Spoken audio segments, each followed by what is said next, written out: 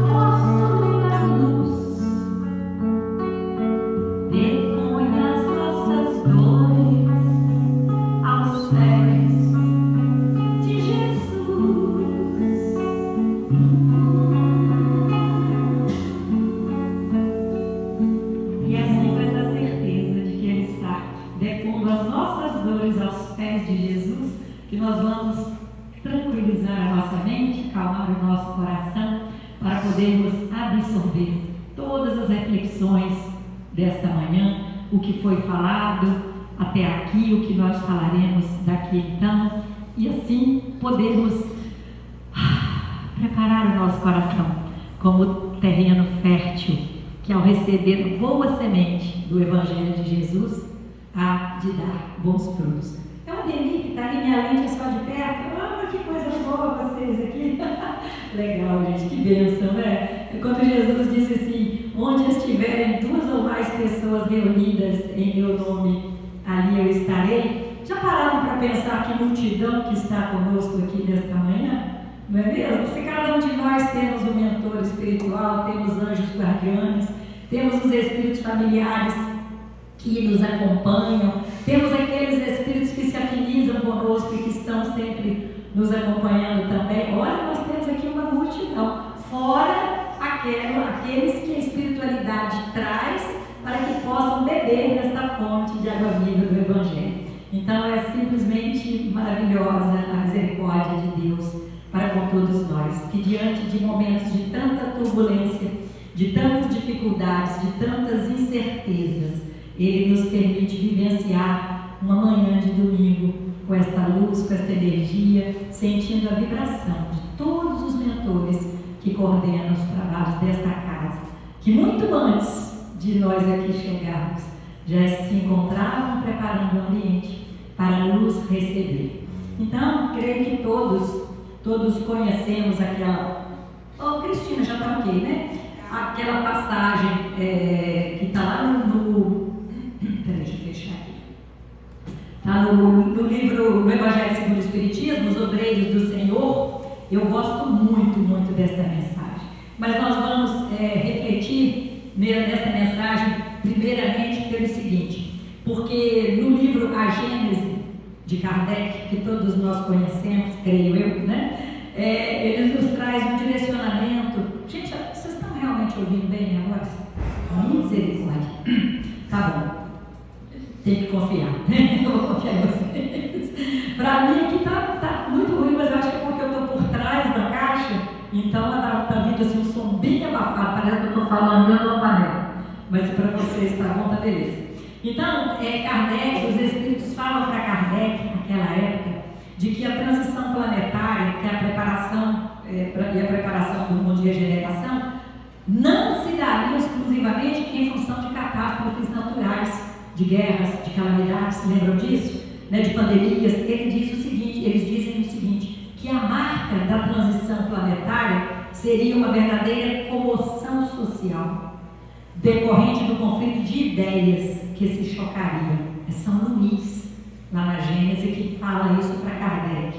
Então, o velho mundo fazendo de tudo para permanecer. Nós não somos assim. O nosso mundo interno não é assim. É o eu velho brigando com o eu novo que quer se renovar, que quer fazer diferente, que quer mudar. Mas nós estamos lá apegados às nossas vaidades, aos nossos desejos, e aí a gente se recusa, né? Então, o velho mundo, com seus preconceitos, com suas injustiças, com seu modo de vida, afastado dos valores espirituais de Jesus. Então, a gente fica vendo as coisas que têm acontecido hoje na humanidade. Meu Deus, está na hora de Jesus voltar.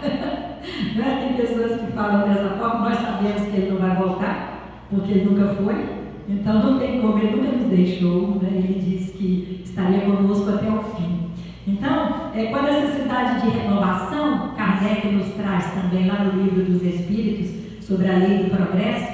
Então, nós sabemos que nós, querendo ou não, nós, colaborando ou não, o mundo está no seu processo de evolução, de progresso, a lei do progresso. Então, seria muito natural que, para que o mundo desse essa arrancada no seu estágio evolutivo, que nós tivéssemos ali, então, como estamos tendo, um conflito de ideias, de valores, de perspectivas e de propostas. Muda a inversão de valores, um monte de coisa que a gente está vendo no mundo aí de cabeça para baixo, né?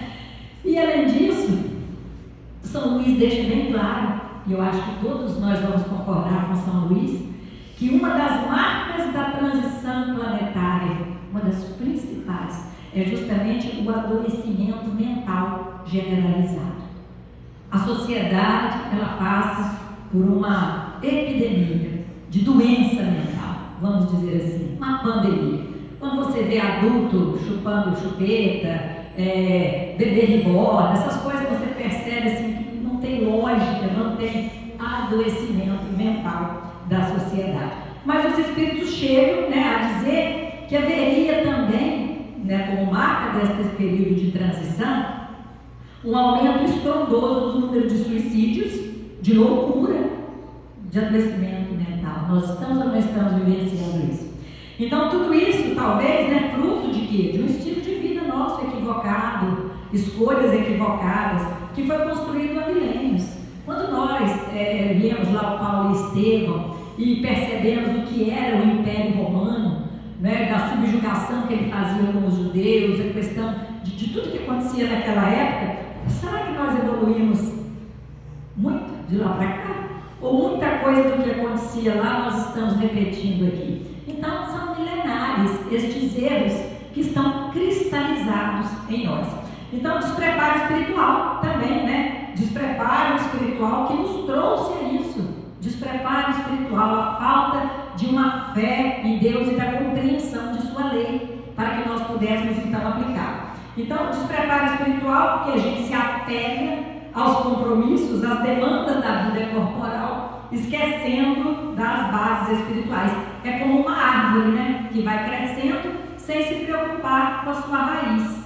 Então ela vai dar frutos, ela vai dar folha, ela vai florescer, mas vai chegar um ponto que ela vai cair, porque ela não criou base. Ela não cuidou de suas raízes, a raiz ficou só superficial. E isso é o que nós vemos hoje na questão da humanidade, uma falta de base moral, de princípios morais, porque nós sabemos que o homem de bem, ele não é movido por circunstância, ele é movido por princípios.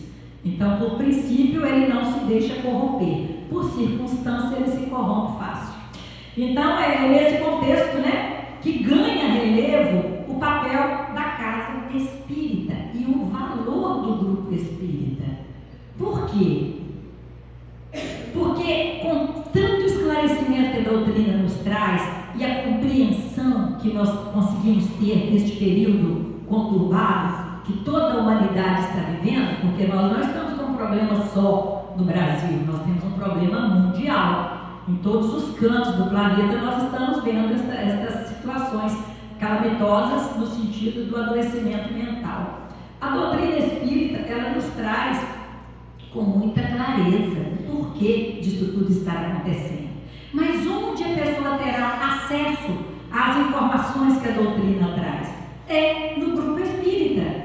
Então a casa espírita, ela tem um papel fundamental neste momento. Nós não fomos, não tivemos essa oportunidade de estarmos reunidos numa casa espírita por acaso. Não, nós fomos preparados para isso. Nós fomos convidados. Muitos são os chamados, poucos os escolhidos.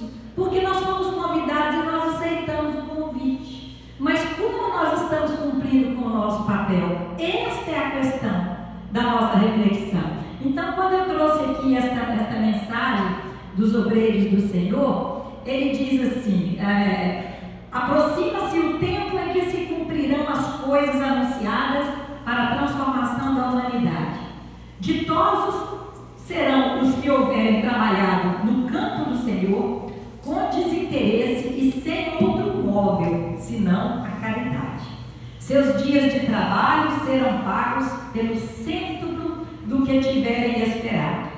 Ditosos os que hajam dito aos seus irmãos, trabalhemos juntos e unamos os nossos esforços, a fim de que o Senhor, ao chegar, encontre acabada a obra, porquanto o Senhor lhes dirá: vinde a mim, vós que sois bons servidores, vós que soubestes impor silêncio aos vossos ciúmes e às vossas discórdias, a fim de que daí não viesse dano para a obra. Mas ai daquele que, por efeito de suas dissensões, houverem retardado a hora da colheita, pois a tempestade virá, e eles serão levados no turbilhão. Vocês já tiveram essa mensagem aqui hoje? Ela é bem pertinente, para um encontro fraterno como esse. Então, continuarão lá já no finalzinho que eu vou passar, porque é só vocês irem lá no Evangelho Monteiro completa. No último parágrafo diz assim: Deus procede nesse momento, lá embaixo, no último parágrafo, ao censo dos seus servidores fiéis, e já marcou com o dedo aqueles cujo devotamento é apenas aparente, a fim de que não usurpem o salário dos servidores animosos, pois aos que não recuarem diante de suas tarefas, é que ele vai confiar os postos mais difíceis na grande obra da regeneração pelo Espiritismo. Cumprir-se-ão as palavras: os primeiros serão os últimos e os últimos serão os primeiros. Então, olha que coisa maravilhosa. Aqueles que cumprirem fielmente a sua tarefa. Estamos nós sendo fiéis ao que nós nos propomos a fazer? Então, tem uma música que eu gosto muito dela, que diz assim: muitos os chamados, se ouvires a voz do vento, chamando sem cessar, se ouvires a voz do tempo, mandando esperar, a decisão é sua, a decisão é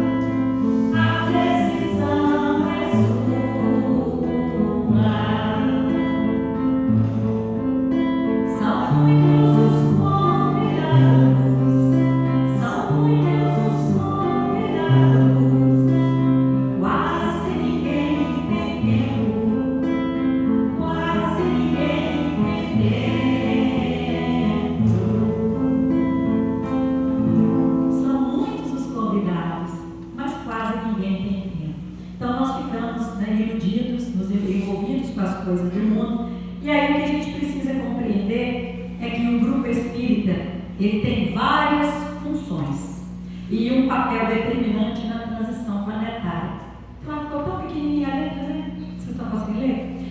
Então, um dos papéis que o grupo espírita tem é justamente ser um posto avançado da espiritualidade no mundo corporal. Concorda? O centro espírita ele é um posto avançado. Nós não falamos que aqui é um hospital de almas, é uma escola de aprendizado, é uma oficina de trabalho. Então aqui é um local onde a espiritualidade consegue atuar com mais eficiência, por já ser um local preparado para que ela possa agir. Então muitas vezes, né, como demonstrado lá na série de André Luiz, a gente vê, olha, preste atenção, os benfeitores têm muita dificuldade de encontrar acesso no campo mental de um encarnado para poder prestar auxílio eficiente e eficaz. Compreenderam? André Luiz mostra para nós o quanto que muitas vezes a espiritualidade tem dificuldade para ajudar alguém que está pedindo ajuda, porque a pessoa às vezes está ali em desespero pedindo ajuda, mas o seu campo mental eles não conseguem acessar, porque estão num padrão vibratório baixo, estão com revolta, estão com medo, estão angustiados, não estão confiando em Deus, estão com uma fé que não é uma fé raciocinada, não é uma fé fortalecida. Então, não raro, eles precisam conduzir então este encarnado para onde? Para um ambiente mais equilibrado, um ambiente que represente o convite para a abertura da mente, da sua mente, para os aspectos espirituais da vida, porque exatamente neste momento de abertura, eles encontram o campo para atuar. Deu para compreender como é que a casa espírita funciona então?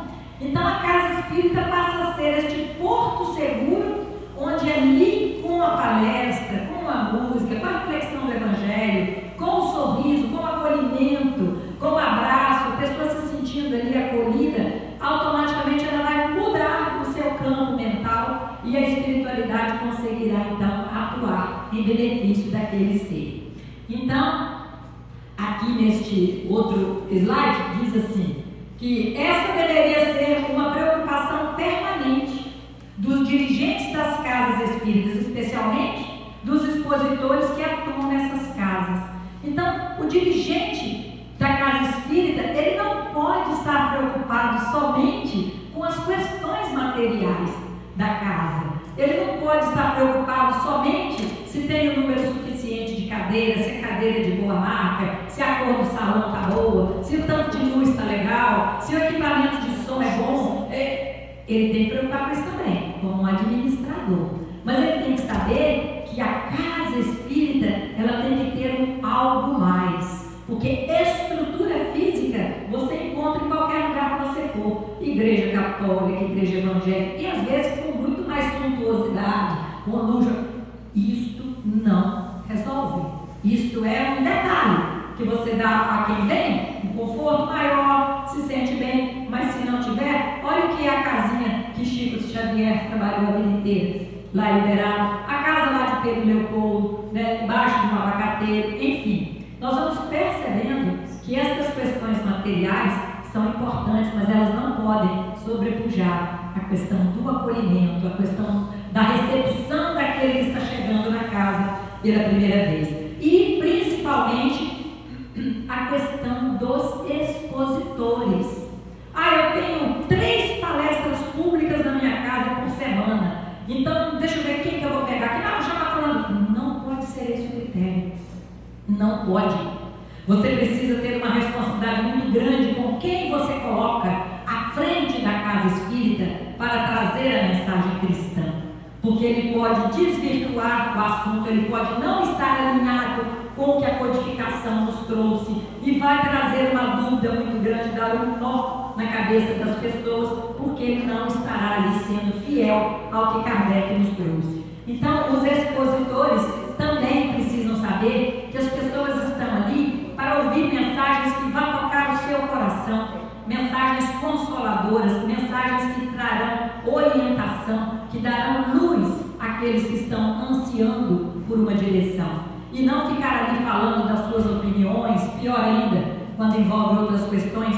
Então, quando comparece ao grupo espírita, por trás desse comparecimento não raro, olha gente, o que André Luiz mostra isso nas suas obras, não raro há dias, meses, anos de trabalho da espiritualidade para trazer aquele coração na casa espírita.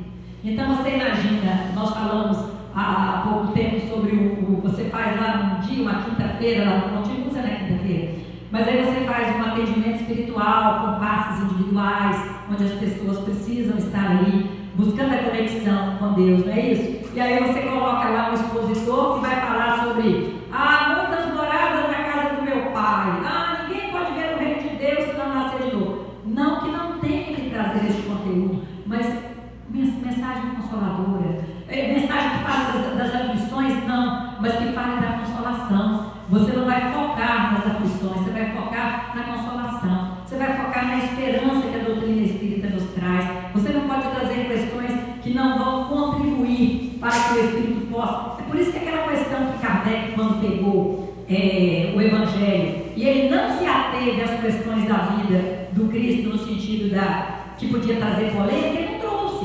O que adianta para nós ficarmos debatendo se Lázaro morreu ou se Lázaro estava numa crise de catalepsia? Em que vai nos ajudar na nossa evolução ficarmos discutindo se Jesus tinha irmão ou se não tinha? Se o corpo de Jesus era material, o que era? Isso é importante você saber. Se você achar que você pode procurar compreender. Mas porque são respostas que nós nunca vamos ter batido no martelo que aquilo ali foi dessa forma. Eu vou ter sempre a minha opinião, você vai ter a sua. E isso em que contribui para o nosso crescimento? Agora, na questão moral, não. A questão moral que Kardec trouxe, a moral do Cristo, em qualquer lugar do universo, ela será a mesma. Porque o certo é certo, mesmo que ninguém esteja fazendo. O errado é errado, mesmo que todo mundo esteja fazendo. Simples assim.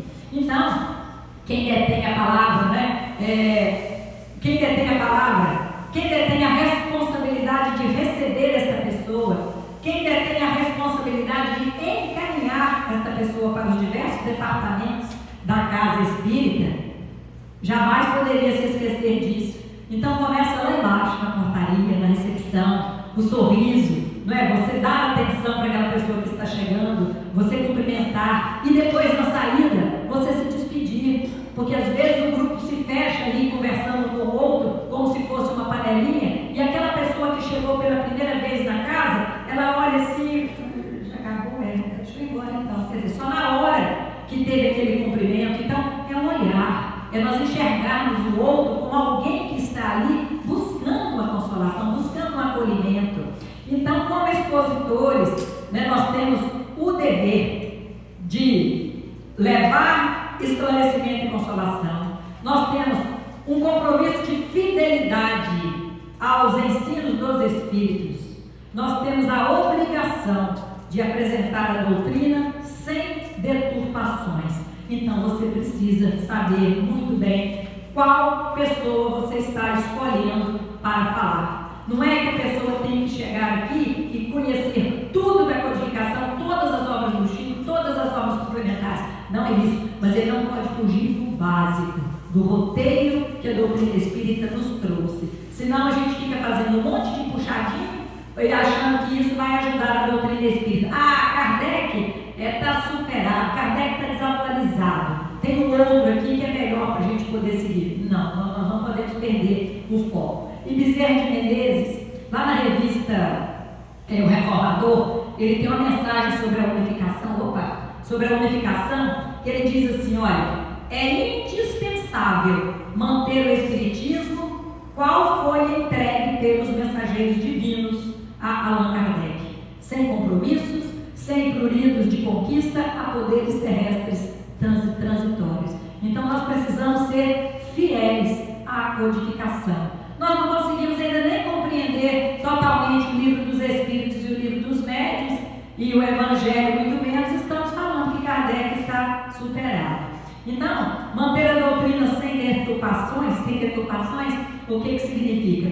Deturpação que entra na casa espírita, de ordem política, econômica, sem interferência das nossas opiniões e posições pessoais, sem misturar com as paixões e os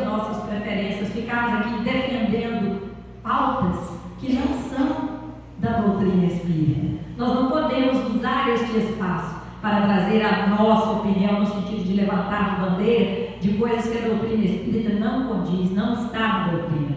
Então, mantê-la simples e pura, tal como ela foi oferecida, para que este coração que adentra a casa espírita possa ter acesso ao conteúdo esclarecedor e consolador da doutrina. Por que nós estamos na doutrina até hoje? Não é porque nós encontramos aqui a consolação? Não é porque nós encontramos aqui o caminho? Então vamos compartilhar o conhecimento que a doutrina espírita nos proporcionou a essas pessoas que chegam à casa espírita. Então, é essa responsabilidade, essa que é a responsabilidade de quem maneja a palavra dentro da casa espírita. É essa a grande responsabilidade de um grupo espírita. A responsabilidade. Então, o mundo ele possui diversas associações.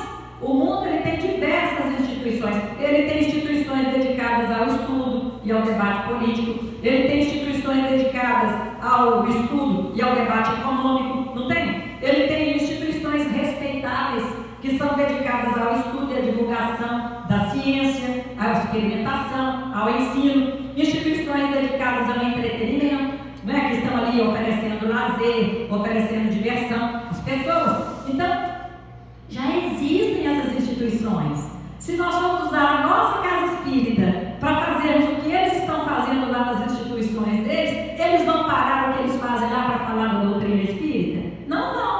Então nós temos que ter a preocupação de manter na doutrina das nossas casas espíritas os assuntos que saem da codificação, das obras de André Luiz, que são maravilhosas, extremamente esclarecedoras, mas não perdemos o foco. Senão a gente fica fazendo um monte de puxadinho.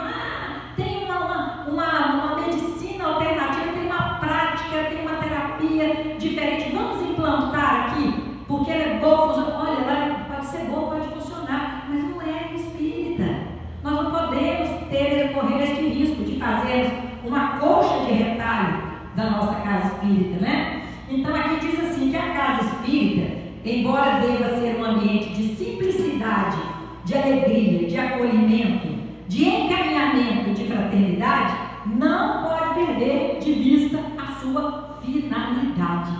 Se ele é um posto de trabalho avançado da espiritualidade, nós temos que ter a responsabilidade de mantermos a sintonia com a pauta da espiritualidade e não sairmos do foco. Então, sua finalidade é a educação, primeiramente, né, porque o amar-vos e instruir está dizendo a importância de nós nos instruirmos. Então, a educação, que tem lá o estudo, o esclarecimento, e isso tem que ser um farol da formação do homem de bem. Em que é que eu vou basear as minhas ações?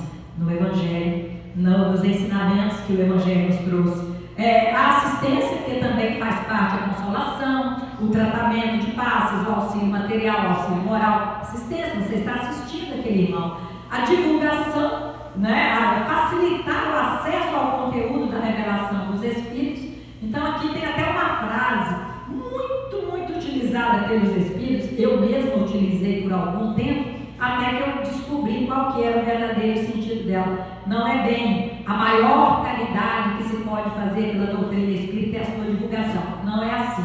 É nós, enquanto espíritas cristãos, nós temos a obrigação de divulgar a doutrina. Porque quando a gente, foi uma frase já deturpada, porque quando a gente coloca que a maior caridade pela doutrina espírita é a divulgação, então vamos só divulgar. Mas qual que vocês acham que é a maior caridade que nós podemos fazer pela doutrina? É nós nos transformarmos a partir de todo aquele manancial de conhecimento que está disponível para nós. Concorda com isso? Porque senão eu posso estar divulgando, mas não estou me transformando. O que a doutrina me traz de convite à renovação moral, eu não estou nem aí. Eu continuo sendo arrogante, sendo prepotente, sendo preguiçosa, maledicente. Eu continuo fazendo fofoquinha no grupo espírita. Eu continuo sendo aquela que divide, que fica jogando um contra o outro, que não sabe fazer vista grossa para nada, que não tem indulgência com o erro de ninguém. Então, o que adianta divulgar? Então, essa frase, infelizmente, muitos canais ainda usam essa frase. A maior caridade que pode fazer pela doutrina espírita é a sua divulgação. Não é. Agora, como espíritas cristãos, nós temos a obrigação de divulgar. Aí sim. E aí, ainda diz aqui, caridade, conforme entendia Jesus, né?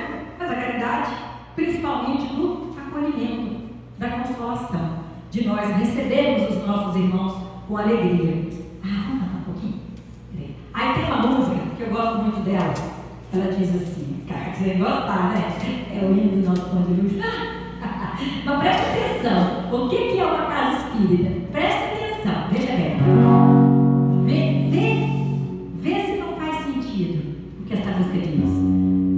Cada casa de oração é um ponto de luz.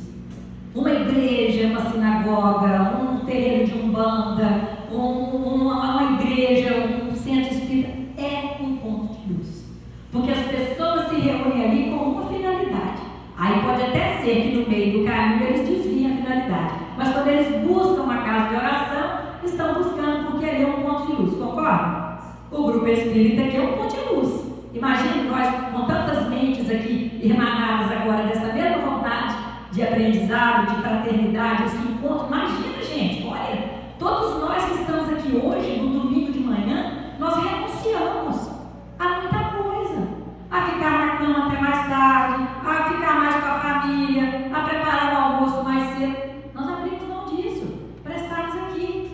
Então nós aceitamos o convite. E essa renúncia está mostrando para Deus o quê? Que nós queremos fortalecer mais, nós queremos este alimento espiritual que Ele nos dá. E aí diz assim, um ponto de luz no horizonte, a guiar o viajor cansado. Um ponto de luz no horizonte, a guiar o viajor cansado. Assim deve ser um tempo de oração a cumprir o desiderado cristão. O amai-vos e instruí-vos é importante, pois que eleva, pois que educa e nos faz mais cristãos, pois que eleva, pois que educa e nos faz mais irmãos. O que nós estamos fazendo aqui hoje? Amando e instruindo, buscando em Deus a luz, o caminho, o farol, e assim nós devemos prosseguir. Aí, diz aqui, e a casa espírita, no seu aspecto de consolação, é também uma oficina de trabalho. Podemos exercitar de modo coletivo, comunitário, o dever do. O que é que nós oferecemos na casa espírita normalmente?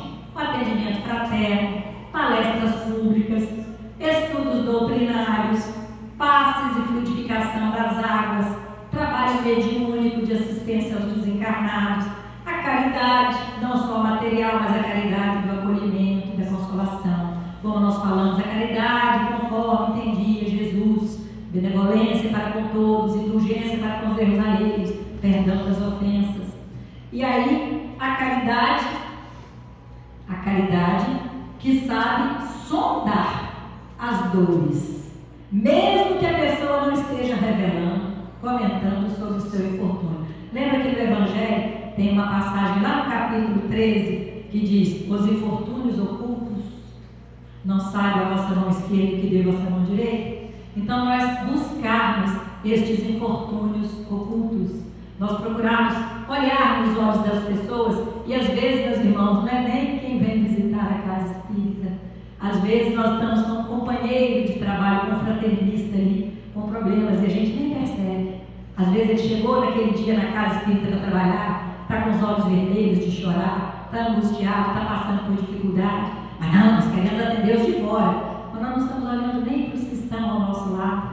Nós não estamos olhando nem para o nosso colega, para o nosso irmão ali de trabalho, né? Então a casa espírita, ela deve se especializar nesta detecção dos infortúnios ocultos, a fim de que possa aliviar a dor, oferecer um remédio para aquelas pessoas que chegam sofrendo e necessitam de acolhimento, de um encaminhamento. Então percebe que é muito abrangente. Não é só quem chegou na casa espírita, é aquele que trabalha com você na casa espírita. Aí a gente vai um pouquinho mais longe. Não é só na casa espírita, nem entre os trabalhadores, mas também na sua casa, no seu ambiente de trabalho. É você conseguir ser espírita fora da casa espírita, que é o mais difícil. Porque ser espírita dentro da casa espírita é muito fácil, né? Você está com todos ali que estão irmanados do mesmo pensamento, sentimento de fraternidade, é muito fácil. Aí tem uma outra que diz assim: além da função de posto avançado de socorro, a casa espírita é sempre um curso de aprimoramento da alma, escola espiritual. Daí eu tenho 2 que era para estar ali, gente. Mas eu terminei de fazer isso aí ontem, era 00:30, eu não corrigi, porque já é o segundo, né? Que o primeiro foi o posto avançado de trabalho da espiritualidade. Então é o segundo, é o curso de aprimoramento da alma. Então o centro espírita é sim um hospital, uma escola espiritual. E são objetos da doutrina espírita: o estudo, a abertura mental, o conhecimento, olha lá, do mundo espiritual, do elemento espiritual, das leis que regem a interação do mundo espiritual com o mundo corporal. Isso não é fantástico? Esse conhecimento que a doutrina nos traz não é uma ferramenta para que nós possamos caminhar com mais assertividade e equilíbrio no nosso dia a dia? Então o que nós temos que fazer? Compartilhar, divulgar isso aí, facilitar o acesso a este conteúdo àquelas pessoas que estão chegando na doutrina. Então a pessoa chega e fala assim: estou querendo ler um livro, qual você me aconselha? Pega o livro dos médios. Nós, gente, não podemos, né? Não podemos. Até nós, que somos já antigos na doutrina, sabemos o critério que a gente tem que estudar no livro dos médios com muita atenção. Não é um livro muito fácil. A gente vai indicar para ele o livro dos médios? Não, vamos começar. Lá tem aquele, o que é o Espiritismo, o livro fininho. Ele vai ler aquilo ali rapidamente, vai ter interesse em aprofundar. Aí pega o livro dos Espíritos, às vezes até um romance mesmo. Às vezes até talvez o nosso lar ele vai ficar achando assim: André Luiz viajou, não existe esse negócio de aeróbios, um monte de coisa. Mas aí você vai percebendo, muita gente, olha que preconceito. Olha o homem velho, como é que ele fala alto às vezes. Muita gente condena as obras da Zília Gasparetto. Por quê? Eu mesma paguei gosto pela leitura de obras espíritas lendo Zília Gasparetto. Adorava os romances da Zília Gasparetto. Qual o problema? Ela não traz nada ali que esteja divergente da doutrina. Por que não? Mas aí é preconceito. Não, mas ela vendia suas obras. E daí? Nós estamos preocupados com o frasco, então? E não com o conteúdo, é isso? Então a gente precisa quebrar estes preconceitos, porque isso não faz o menor sentido. Às vezes a pessoa pega violetas na janela, um romancezinho, aguinha com açúcar, mas que coisa boa, quanto esclarecimento, aquela pessoa que está chegando na casa espírita deve gostar. E tantas outras obras. Estou dizendo assim, estou mostrando para vocês como é que a gente fica às vezes engessado. Então você vai dar para prestar um livro dessa grossura, um evangelho, tudo bem, evangelho é diferente. O livro dos Espíritos lá, com 1019 perguntas, a pessoa às vezes desanima: isso aqui está muito complicado. Mas não, dá um livrinho ali, mais leve, que ele vai se interessando. E aí, diz aqui que a casa espírita tem essa função de escola espiritual. Se ela é uma escola espiritual, como a casa espírita é, o que ela precisa? Ela deve promover o estudo, ela deve proporcionar a possibilidade do estudo, quer dizer, não é só promover, falar que o estudo é importante. Ela tem que criar também circunstâncias para que o estudo ocorra. Pelo que eu vi aqui no sábado, não é, Cristina? Sábado à tarde, tá? Tem aqui lá no nosso ponto de luz, é na terça-feira à noite. E nós fazemos, inclusive, a transmissão online. Por quê? Porque outras pessoas de outros estados também participam, de outras cidades. Às vezes até trabalhadores do ponto de luz, que não podem estar conosco presencialmente, participam. Então a gente está proporcionando a possibilidade do estudo. Se a pessoa fala assim: não tem jeito de ir na casa espírita, faz online. Não dá, então você não quer. Não é assim? Porque quando a gente quer, a gente encontra um caminho. Quando a gente não quer, a gente encontra uma desculpa. Não é assim? Então, precisa ter livros para oferecer a quem chega. Precisa facilitar o acesso de quem chega ao conteúdo da revelação dos Espíritos. Precisa ser um foco divulgador. Se perdemos essa finalidade, a casa espírita deixa de ser escola. A casa espírita deixa de ser um posto avançado da caridade. Concorda? Que se não houver todo este trabalho para que a pessoa possa sair dali com caminhos para que ela possa acessar o conteúdo espírita, não vai adiantar muita coisa, porque ela não vai ter interesse de se aprofundar. Aí tem uma outra aqui que diz assim: e há um terceiro elemento da casa espírita. Não mudei um também não, já é 3, tá? Ai, tá vendo, Cristina? Tem que ficar fazendo a coisa até meia-noite. É 3 ali, viu, gente? Na verdade, ele é um que se sente 3, tá bom? Então, ele se sente 3, ele é o número 3, tá? Então, todos nós precisamos nos sentir pertencentes. Olha o que eu falei: a frieza na hora que você recebe as pessoas, a indiferença na hora que aquela pessoa vai embora, não é você não fazer com que ela se sinta acolhida. E nós precisamos nos sentir pertencentes. O que é nos sentir pertencente? Nós precisamos de estímulo, de apoio, de solidariedade, de amizade, né? E o grupo espírita é um local de confraternização. Então é fundamental que o foco seja nas relações humanas. Não adianta uma casa maravilhosa, uma casa com granito e ar-condicionado e cortina para todo lado, se não tiver um acolhimento às pessoas. Compreende? Quantos lugares a gente vai, quantas casas a gente já frequentou e a gente fala assim: nossa, que frieza daquele pessoal. Você vai visitar pela primeira vez, você chegou como um anônimo, saiu como um anônimo, ninguém nem perguntou o seu nome, ninguém nem te enxergou. Então, é fundamental que o foco seja as relações humanas.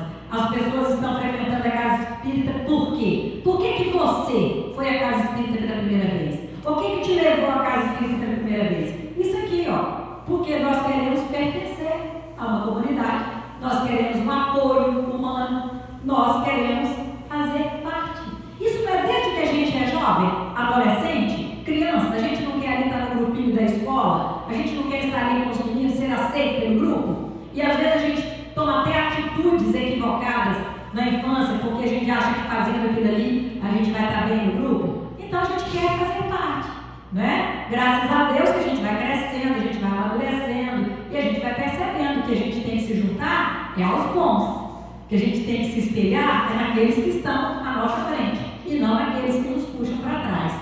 Aí diz aqui: se colocamos o foco em coisas ou ideias e deixamos o ser humano, estamos fazendo como os fariseus. Como é que eram os fariseus?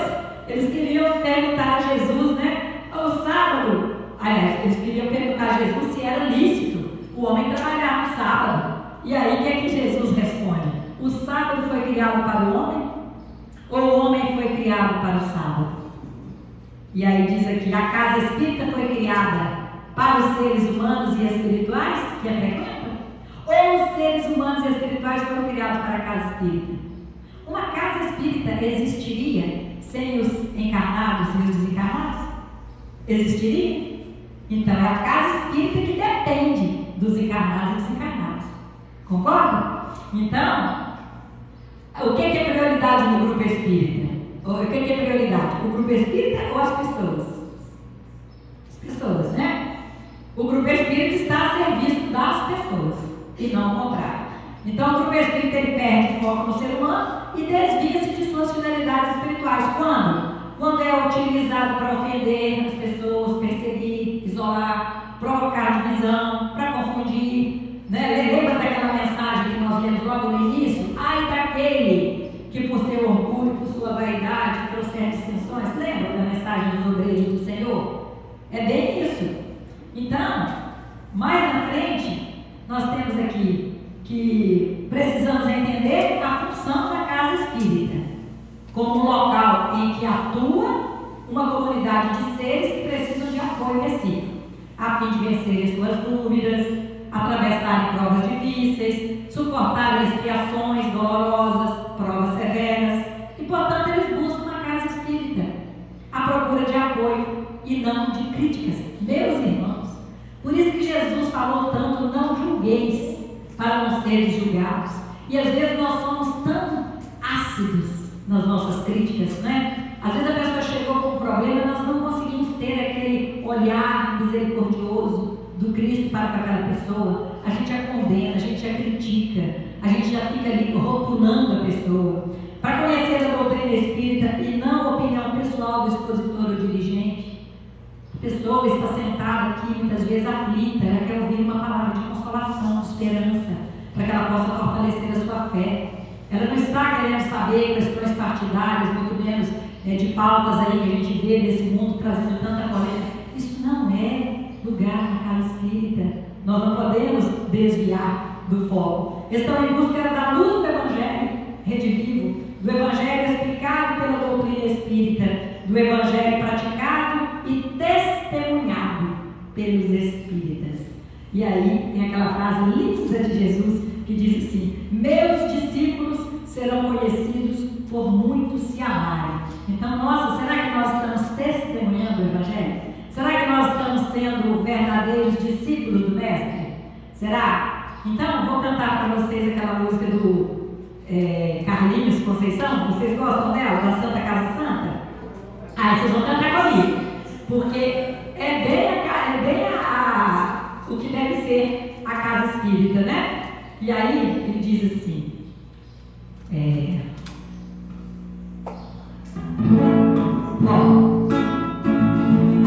aqui nesta casa eu me encontrei, entrei e aqui dentro vi saída. Quem está dando essa vibração? É esse copo? É a caixinha. Ah, é a caixinha? Eita, bebê. Tá bom, você está cantando comigo, pode continuar aqui. Nesta casa eu me encontrei. Estou batendo devagarzinho aqui. Entrei e aqui dentro vi saída. É o grave. Sim, foi nesta casa de amor que as benesses do amor cicatrizaram minhas feridas. Depois de muitos e muitos passes, estudos e água da paciência, filosofiquei, tomei ciência. Aqui nesta casa de oração, orei, pratiquei o Evangelho. Sim, foi neste pouso espiritual que eu conheci a vida real. O rompe de vez com o refreio. Depois de muitas e muitas preces, palestras e água da fé. A casa santa é todo mundo. Posto de emergência, hospital de almas, discípulo de ruins, transcendentes traumas, frente de serviço, capaz levanta, pronto a mente de Deus, Santa Casa Santa.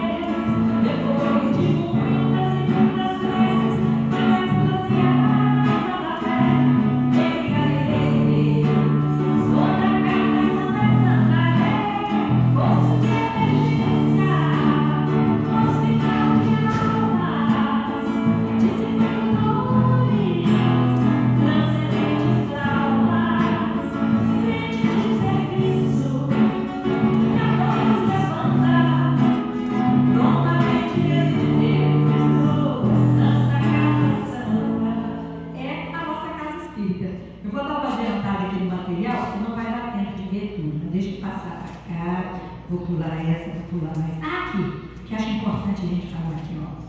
Peraí. O livro dos médios, né? Eita. Que diz assim: no livro dos médios, Kardec valeu-se da denominação espíritas cristãos para designar os verdadeiros espíritas. Somos aqui trabalhadores espíritas. Já aceitamos o convite, né? Se nós aceitamos o convite, como é que nós estamos agindo?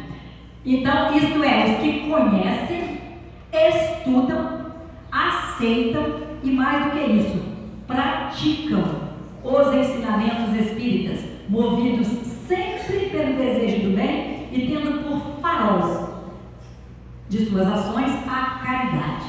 Então, Kardec coloca que, juntando os dois pensamentos, a afirmativa de Jesus e a análise feita por Kardec, podemos concluir que, se não existir o sentimento de amor, de respeito, de fraternidade entre dois espíritas, não podem, tanto um quanto o outro, merecer o título de discípulo do Senhor, nem o qualificativo de verdadeiro espírita e, por conseguinte, espírita cristão. Vocês já imaginaram dois médiuns da mediúnica que não se falam?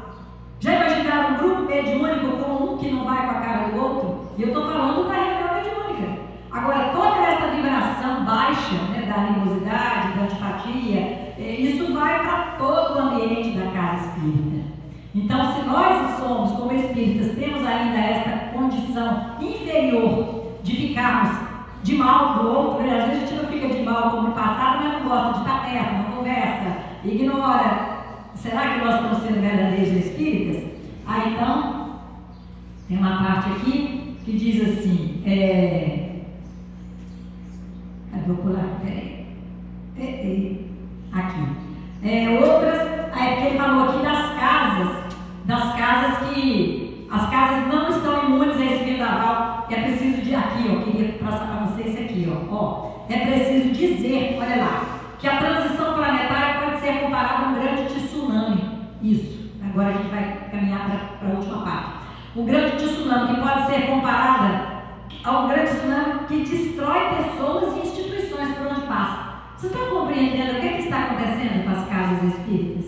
Com as casas de oração? E as casas espíritas não estão imunes a esse vendaval. Muitas casas espíritas fecharam suas portas, que nós mais vimos, né? Depois da pandemia, principalmente. Muitas promoveram a divisão, perseguição. Algumas se transformaram em verdadeiros órgãos de divulgação político-partidária. Outras se transformaram em ambiente de fanatismo, de preconceito, perseguição. E aqui, outras se transformaram em figueira ressequida, perderam a espontaneidade, a alegria, o acolhimento. Olha lá, passaram a viver apenas em função de regras. O ser humano foi colocado em segundo plano, deixou de ser prioridade, portanto tornou-se um ambiente inóspito, árido e, como consequência, esvaziado, porque não tinham mais a oferecer. O que nós esperamos numa casa espírita? A caridade, o amor, a fraternidade, aquele acolhimento ensinado por Jesus. Meus discípulos serão reconhecidos por muitos se amarem. Então, outras casas espíritas esqueceram-se que tinham como função divulgar a doutrina espírita e começaram a divulgar milhões de outras coisas, menos a doutrina espírita, competindo com outras instituições. Então, para cada ideia, para cada movimento, para cada filosofia, existem instituições pelo mundo. Se a casa espírita não divulga a doutrina espírita, qual instituição vai fazer? Ficou claro isso no papel da casa espírita? Então, em outros lugares, criou-se uma verdadeira instituição artificial e fantasiosa, oposição entre estudo e prática, como se fôssemos ou apenas estudar ou apenas praticar.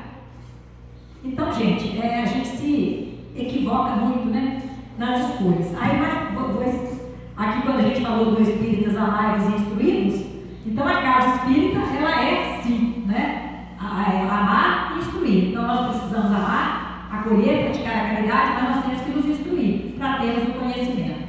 Aí aqui diz assim, está acabando, viu, gente? Pelo amor de Deus, aqui.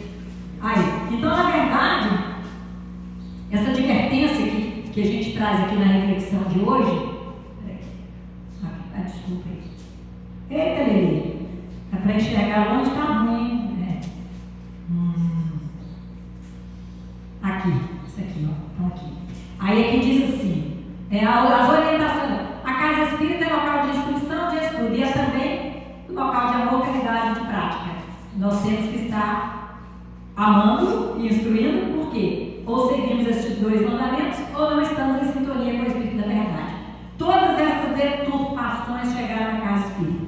Então, quando São Luís começa a falar para Kardec, lá na Gênesis, sobre a transição planetária, ele deixa bem claro, porque não era para a gente nem se surpreender com o que São Luís falou. Porque lá em Mateus, Jesus diz assim, olha, quando virdes o abominável da desolação de que falou o profeta Daniel no lugar santo, então os que estiverem na Judéia fujam para os montes. E Daniel, ele falou foi o seguinte, deles sairão forças que profanarão o santuário, a fortaleza nossa, e tirarão o sacrifício diário, estabelecendo a abominação desoladora. Então, essa abominação desoladora da transição planetária chegou dentro das casas espíritas e fechou centenas de grupos espíritas, né? E tornou diversos espíritas inimigos. Olha que legal! Espírita inimigo do outro porque o partido político dele é diferente. Espírita inimigo do outro porque votou em determinada pessoa. Gente, como pode nós, espíritas, termos uma atitude dessa? Então, ele diz assim, porque os grupos espíritas se esqueceram de suas finalidades e responsabilidades e se tornaram tudo, menos uma casa espírita. Então, isso não é uma advertência, né, gente? Não é uma crítica, isso é uma advertência, para que a gente possa compreender os caminhos que nós estamos tomando. Então, nós temos que manter a vigilância. Nós temos que ficar vigilantes, porque o vendaval da transição planetária, ele vai assolar, já está assolando a todos. E aí, naquela passagem de Jesus, quando ele fala sobre você construir a sua casa sobre a areia, construir sobre a rocha, né? Todos nós construímos, mas sobre o que nós estamos construindo? Então, a doutrina, tem uma parte aqui que diz assim, que a doutrina espírita não exige, pois, essa lida com consciências. A doutrina espírita não exige nada, pois ela lida com consciências autônomas livres. Então, a doutrina espírita, o que ela nos ensina? O livre-arbítrio, a liberdade, a responsabilidade pelas escolhas. Ela lida com adultos. Ela não é assim. Nós somos já amadurecidos nessa questão, embora crianças espirituais, mas a doutrina nos traz uma gama de conhecimentos que nós não podemos alegar a ignorância. Então, a doutrina não exige nada, mas ela espera o quê? O melhor de nós, né? Então, o melhor da nossa inteligência, do nosso coração, do nosso bom senso. Não foi outra razão que Kardec elegeu a fé raciocinada como um dos alicerces da doutrina espírita. Então, a fé raciocinada, o cultivo da moderação, do diálogo, da fraternidade, né? Então, é isso aí. Nós vamos avançar mais um pouquinho para a gente encerrar. Oi? Então, achei muito importante aqui, ó, quando fala assim, que muitas vezes nós atingimos uma situação satisfatória do ponto de vista espiritual aqui, ó.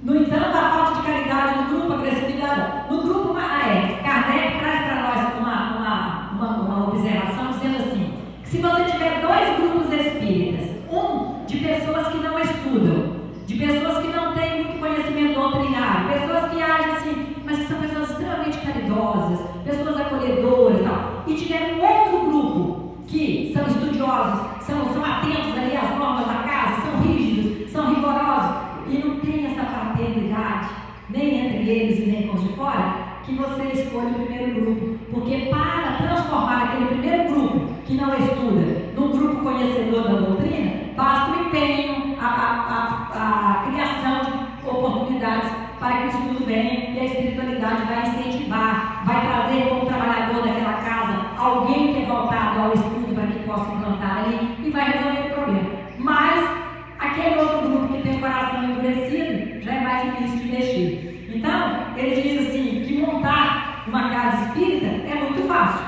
mas nós nem sempre conseguimos vencer os desafios. Quantos anos tem esse alto? 60 anos. Então ele diz aqui, construir, fundar, começar uma casa espírita não é tão difícil. O difícil é atravessar as tempestades, os vendavais que estão programados para atingir a construção, e vão atingir. Porque todas as construções humanas precisam ser testadas, precisam ser aprovadas pelas forças espirituais que nos dirigem o destino. Então, a casa espírita, uma casa com 60 anos, um ponto de luz com 6 anos. Quantas guerras o ponto de luz já teve que enfrentar, quantas batalhas? Porque você percebe exatamente como que no plano espiritual um ponto de luz incomoda muita gente. Então imagina um ponto de luz que já tem 60 anos, com os trabalhadores unidos ali, resistindo e se renovando, né? Então é o controle da gravidade. Tem uma frase que ela diz assim: às vezes o barco balança, mas é para ver quem pula ou quem permanece nele. Então crises nós vamos vencer muitas, não tem como não enfrentarmos crises. Então suas bases, suas raízes vão passar por um teste de resistência, de comprometimento. E aí, essa caridade é a essência da doutrina espírita. O que mais falta nas instituições, né? E aí, o Divaldo diz: se não formos capazes de nos tolerar uns aos outros, as instituições que dirigimos não se vincularão umas às outras, porque as instituições, de alguma forma, são as pessoas que as dirigem. Então, se dentro da nossa casa espírita nós não conseguimos nos suportar, como é que nós vamos fazer isso lá fora? Qual o exemplo que nós vamos dar para as pessoas do que é ser um verdadeiro espírito, um verdadeiro cristão? Aí nós seremos como os fariseus, brancos por fora e podres por dentro, porque nós estaremos falando de coisas que nós não fazemos. E encerramos com esse resumo do que a doutrina espírita nos apresenta: a fé raciocinada, a educação do nosso pensamento, a educação do nosso sentimento, a mudança do nosso comportamento. E por quê? Porque a casa espírita é um local, primeiro, de caridade e amor, depois é uma escola espiritual, é onde nos encontramos, nos reunimos para cultivarmos os valores do espírito. E por fim, é um local propício, preparado para a ação dos amigos espirituais sobre nós, sobre todos aqueles que buscam socorro e auxílio no grupo espírita. Que esta casa possa continuar cumprindo a sua missão espiritual. Então, meus irmãos, a reflexão que eu tinha era essa. Dá tempo de cantar uma música ou a música é a prece? Porque eu tenho que finalizar com uma música. Ou é a prece ou é a música. Mas eu acho que você pode só dedilhar e só falar um minuto. Você dedilha e Tá, beleza. depois canta a prece. Tá bom. Então nós finalizamos aqui, que nosso horário já está bem avançado, né? As donas de casa precisam fazer os almoços, né? Então nós vamos finalizar, agradecendo muito, muito cada um que esteve aqui. Alguns já tiveram que ir embora, tinham seus compromissos. E aí nós vamos finalizando, a Marcidiane vai fazer a prece final. E agradecemos muito a Deus. Eu vou deixar gravado, de repente passo para você depois para quem quiser assistir. Para quem não ficou até o final. Então vamos nos harmonizar, vamos fazer a nossa prece final. Vamos elevar o nosso pensamento a Jesus, o nosso querido Rabi da Galileia, que nos convida todos os dias, Senhor, a te seguir, através dos seus ensinamentos, através das oportunidades que nos são dadas no âmbito familiar e junto aos amigos.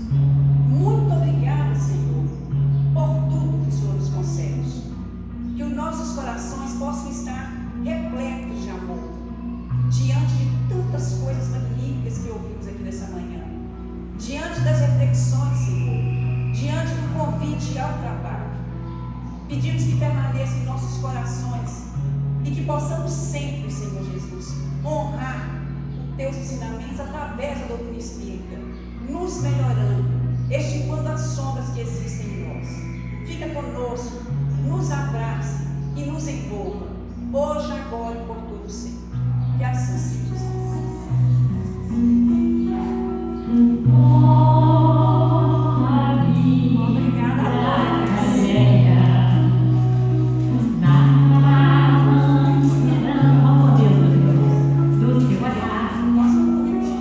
Eu canto, eu amo, me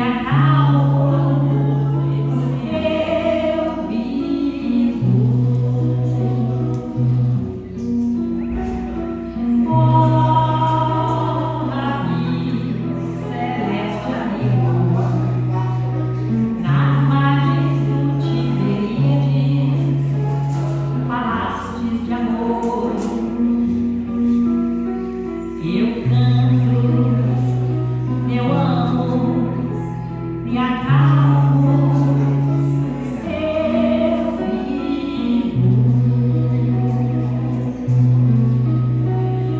Brilha no céu como estrela, luz para abrir o caminho para Deus. Brilha na terra e no meu coração, brilha você em mim, em forma de canção. Oh, Maria da Galileia, na mansidão do seu olhar, eu canto, eu amo, me acalmo, eu vivo. Muito obrigada, meus irmãos. Desculpa pela demora. Mas assim, fazer uma palestra com música, com reflexão é difícil. E tem uma frase que diz assim, que quando você tem que resumir, você precisa de mais tempo. Eu não tive esse tempo para resumir. Infelizmente teve que vir no bruto mesmo, mas espero que alguma coisa consiga ficar de bom aí nos nossos corações.